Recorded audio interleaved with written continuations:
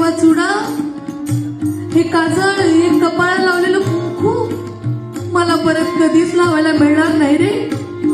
यापेक्षा मी माझ्या नवऱ्याच्या सरणावरती सती जाईल। नवीन नववार पातळ नेसलेलं महाराज, डोळ्यामध्ये काजळ घालते, तयार होती। हे बघून घरात असणारी 5 वर्षाची छोटी मुलगी आईला म्हणायला लागली, आई तू ल्यालीस लुगडे नवे, तू ल्यालीस लुगडे नवे, दे परकन चुली मला, दे परकन चुली मला। आई तू नवीन कपडे लुगडे घातलेस, मला सोडून एकटीच चालेल बाहेर, मला पण दे ना ग नवीन ड्रेस, परकन चुली मला पण दे। ने आपुल्या गावलोबली,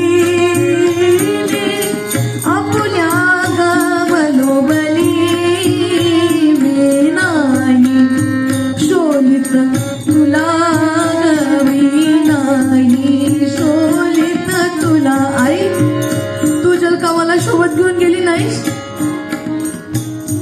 मी तुला सोडणारच नाही। त्या पोरीने पायाला गच्च मिठी मारली। या माईचा गहीवर अजून हुंदके देऊ देऊ रडायला सुरुवात केली महाराज। आणि हळूच हाताची मिठी सोडवताना ती मुलीला म्हणायला लागली, बाळा मी अशा ठिकाणी जाते, मी भगवंताकडे जाते तुझ्या बाबांसोबत, तू असं ना तुझ्या मोठ्या भावासोबत आणि आपल्या आजी आजोबांसोबत छान राहा, भांडण करून घेऊ नका बरं ना। हे असं सांगून आईने ती बाळाची मिठी सोडवली आणि बाहेर पडली। तिथे ज्ञानेश्वर महाराज आलेलेच होते।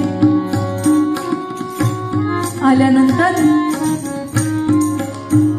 या छोट्याशा व्यक्तीकडे बघितल्यानंतर तिला वाटलं की काहीतरी वेगळंच स्टेज आहे बाबा या मुलात, म्हणून तिची अशी इच्छा झाली की ज्ञानेश्वर महाराजांच्या पाया पडावं। ती पाया पडली, तेवढ्यातच त्यांनी अष्टपुत्र सौभाग्यवती भव असं सांगितलं। ते म्हणे महाराज अहो मी माझ्या नवऱ्यासोबत सती जायला आली, कशाचे अष्टपुत्र हो, नवराच नाहीये आता माझा, असा कसा आशीर्वाद तुम्ही मला दिला हो। त्यावर ते लहान असणारे ज्ञानेश्वर महाराज म्हणाले, अगं बाई तुझ्या नवऱ्याचं नाव काय बरं? ती म्हणली सच्चिदानंद। ते म्हणले त्याचं चित्त सदा आनंदित आहे आणि साक्षात भगवंताचं नाव आहे बाई, अमर असणार, तो कसं काय मरेल? त्यावर ते म्हणायला लागले, नाव सच्चिदानंद सोनी म्हणता यामेला,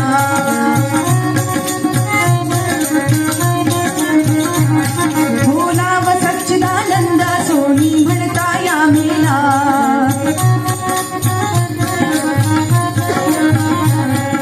खरा ऊस जो तो का प्रसवे कधीतरी लवणाला,